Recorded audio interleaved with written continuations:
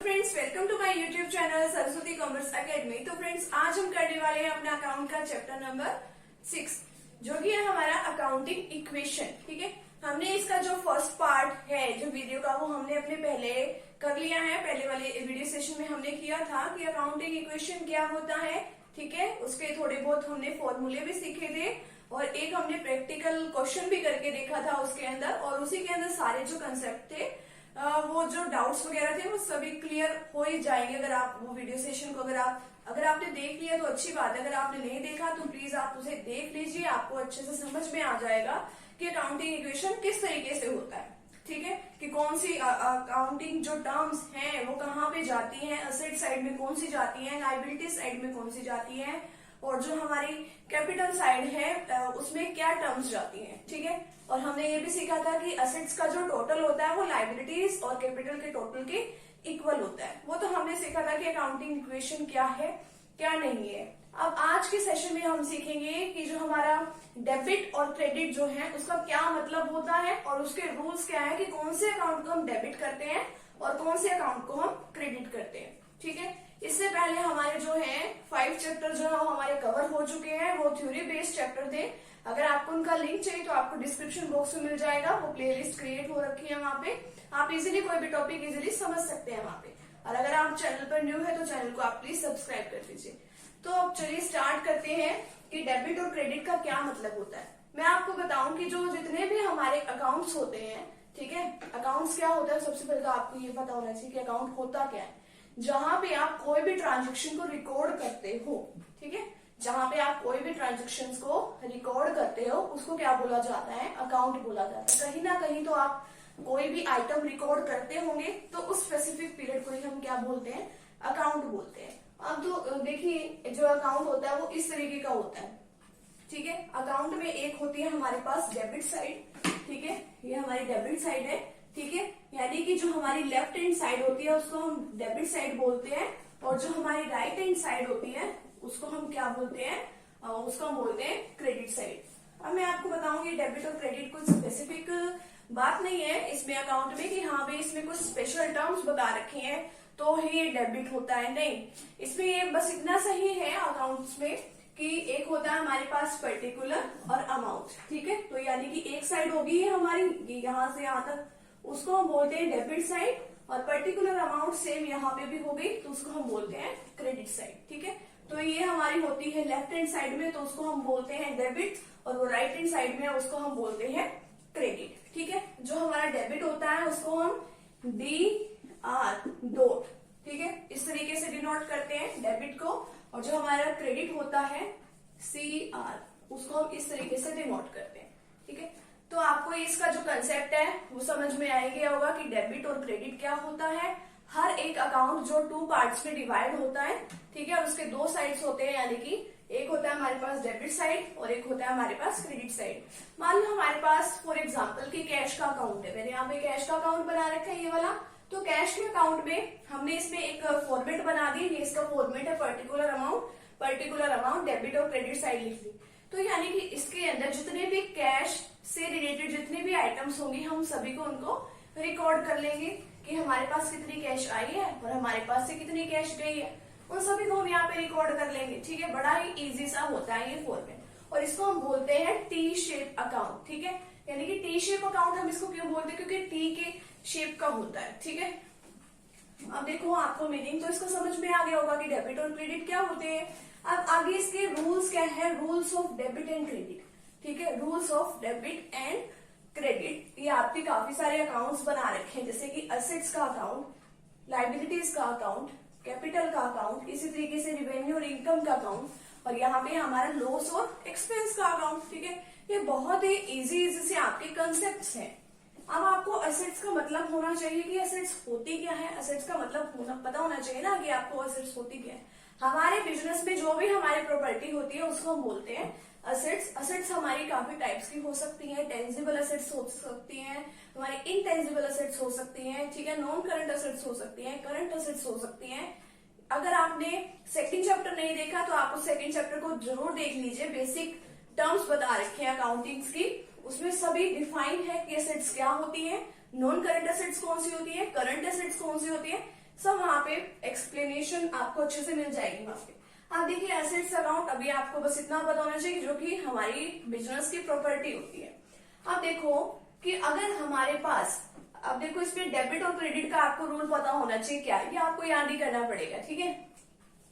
अगर मान लो असेट्स की जो वैल्यू है वो इंक्रीज होती है, अगर वो उनकी वैल्यू जो है इंक्रीज होती है तो हम उसको क्या करते हैं, डेबिट, ठीक है। असेट्स अकाउंट हमारा डेबिट हो जाता है। फॉर एग्जाम्पल कि अगर मान लो आपने फर्नीचर खरीदा है, ठीक है, मान लो 5000 रुपीज का आपने फर्नीचर खरीदा है, आपके बिजनेस में एसेट्स आ रही है, ठीक है, यानी कि एसेट्स की वैल्यू इंक्रीज हो रही है, तो आप उसको क्या कर दोगे, फर्नीचर अकाउंट डेबिट, ठीक है। और मान लो अगर असेट्स की वैल्यू डिक्रीज हो रही है, मान लो आपने उसको सेल कर दिया, ठीक है, तो वो क्या हो जाती है, तो हम उसको क्या कर देते हैं, क्रेडिट। इसमें भी वही है, डेबिट हम किसको करते हैं, इंक्रीज इन एसेट्स, ये हमारा डेबिट साइड जो है, लेफ्ट हैंड साइड, हर एक अकाउंट में यही डेबिट साइड होगी और ये वाली साइड हमेशा क्रेडिट साइड होगी, ठीक है। बट आपको ये रूल याद होना चाहिए कि अगर आपकी कोई भी एसेट्स जो है, एसेट्स आपकी काफी तरीके की होती है, हमारी बिल्डिंग, हमारी प्लांट एंड मशीनरी, ठीक है, हमारे पेटेंट्स वगैरह, ठीक है, हमारा कैश या बैंक का बैलेंस जो है, डेटर्स वगैरह जो है, और भी इसी तरीके की हमारी काफी सारी एसेट्स होती हैं। तो उन सभी के केसेस में अगर उनकी वैल्यू इंक्रीज होती है तो हम उसके अकाउंट को क्या कर देते हैं, डेबिट कर देते हैं, ठीक है। नेक्स्ट हमारे पास आता है लाइबिलिटीज अकाउंट। लाइबिलिटी क्या होती है, लाइबिलिटी एक तरह की हमारी रिस्पॉन्सिबिलिटी होती है, ठीक है। मान लो हमने किसी से पैसे उधार पे ले लिए, ठीक है, हमने किसी से पैसे उधार पे ले लिए तो हमारी लाइबिलिटी क्या हो गई, इंक्रीज हो गई। अगर हमारी लाइबिलिटी इंक्रीज होती है तो हम उसको क्या करते हैं, अगर इंक्रीज होती है तो हम उसको करते हैं क्रेडिट, ठीक है। क्रेडिट कैसे, मान लो हमने किसी से, राम से मान लो हमने 1000 रुपीज ले लिए, तो हमारी क्या हो गई, अब हमने उसको क्या पे करने हैं, कभी ना कभी तो हम उसको पे करेंगे 1000 रुपीज, तो ये हमारी इतने टाइम के लिए क्या बनी, हमारी लाइबिलिटी बनी, तो हम राम के अकाउंट को क्या करेंगे, क्रेडिट कर देंगे, ठीक है, इंक्रीज इन लाइबिलिटी। और इसी तरीके से मान लो हमने उसके राम के जो 1000 रुपीज हमने ले रखे थे, हमने उसको पे बैक कर दिया, यानी कि उसको पैसे वापस कर दिए, ठीक है, तो हमारी लाइबिलिटी क्या हो गई, डिक्रीज हो गई। तो डिक्रीज हो जाती है तो हम उसको क्या कर देते हैं, डेबिट कर देते हैं, तो हम यहाँ पे लिख देंगे, ठीक है। मान लो हमने उसके राम के पैसे दे दिए तो जो राम का अकाउंट है उसको हम क्या कर देंगे, डेबिट कर देंगे। नेक्स्ट है हमारे पास कैपिटल अकाउंट। कैपिटल का मतलब होता है जो भी आपने अपने बिजनेस में इन्वेस्ट कर रखा है, ठीक है। मान लो आपका प्रोप्राइटर आया, ठीक है, उसने अपने बिजनेस में कैपिटल इन्वेस्ट करी, तो आपके बिजनेस में कैश आई, तो यानी कि एक कैपिटल आ रही है आपके बिजनेस में, ठीक है। तो इसको एक और एग्जांपल से आप समझ सकते हैं, आपने बैंक में एक अकाउंट ओपन कराया, ठीक है, जब भी आप उसके अंदर पैसे डलवाने जाओगे, ठीक है, या डलवाओगे, तब क्या होगा, आपका बैंक अकाउंट हमेशा क्रेडिट होगा, ठीक है। और जब भी आपने मतलब बैंक से पैसे निकलवाओगे तब आपका बैंक अकाउंट क्या होगा, क्रेडिट होगा। तो यही इसके कैपिटल अकाउंट में बता रखा है कि अगर आपने मान लो पैसे निकलवा लिए, ठीक है, डिक्रीज हो गई अगर आपकी कैपिटल तो वो डेबिट हो जाएगी, और अगर इंक्रीज हो जाती है, मान लो आप पैसे डलवा के आते हो उसके अंदर, तो इंक्रीज हो जाएगी, तो वो क्या होगा, आपका जो भी अकाउंट है वो क्रेडिट हो जाएगा। तो वही इसमें है, डिक्रीज करोगे तो डेबिट होगा, और अगर इंक्रीज करोगे तो वो क्या हो जाएगा, क्रेडिट हो जाएगा। इसी तरीके से आपकी रिवेन्यू और इनकम अकाउंट है, यानी कि अगर आपके पास से कहीं से भी कोई भी पैसे आते हैं, ठीक है, तो वो आपकी क्या होती है, इनकम होती है। तो अगर आपकी इनकम मतलब इनकम हो रही है तब आपका जो अकाउंट है वो क्या होगा, क्रेडिट हो जाएगा। और अगर आपके लॉसेज हैं, ठीक है, इसमें देखिए अगर आपके लॉसेज हैं या आपके एक्सपेंसेस हैं तो उसमें रिवर्स हो जाएगा। कैसे, मान लो अगर आपके लॉसेज ज्यादा हो रहे हैं तो इंक्रीज हो रही है लॉसेज, तो डेबिट हो जाएगा आपका अकाउंट, और अगर आपके लॉसेज डिक्रीज हो रहे हैं तो वो क्या हो जाएगा, आपका अकाउंट क्रेडिट हो जाएगा। अब आप देखिए कि जब भी आप अकाउंटिंग इक्वेशन कर रहे होंगे तब आप एक बार ध्यान रखिए, अगर आपके में ये दो टर्म्स जो है वो जरूर आएंगी। कौन कौन सी, प्रीपेड एक्सपेंसेस और आउटस्टैंडिंग एक्सपेंसेस, ठीक है। प्रीपेड एक्सपेंसेस क्या होता है, प्रीपेड एक्सपेंसेस वो एक्सपेंसेस होते हैं जिनको आपने अभी पे नहीं करना था, ठीक है, यानी कि अभी आपको कोई खर्चा था, आपने इन फ्यूचर कोई खर्चा करना था, बट आपने खर्चा कब कर दिया, अभी कर दिया, ठीक है, अभी ही खर्चा कर दिया। आपने कब खर्चा करना था, वो बाद में खर्चा करना था। तो आपके पास से एक तो क्या हो जाएगी, ये आपकी पहले तो ये आती कहाँ पे है, ये टर्म जो है असेट साइड में, जब आप अकाउंटिंग इक्वेशन के क्वेश्चन करोगे तो ये असेट साइड में आएगा, ठीक है। और एक आप खर्चा कर रहे हो, एक तो आपका प्रीपेड एक्सपेंसेस से, ये आप असेट साइड में लिखोगे प्रीपेड एक्सपेंस, ठीक है, वहां पे जितनी भी अमाउंट है वो लिख दोगे और इधर जो आपका कैश का होता है उसमें से आप क्या कर दोगे, लेस कर दोगे। ठीक है, तो प्रीपेड एक्सपेंस का ये ट्रीटमेंट करना है आपने।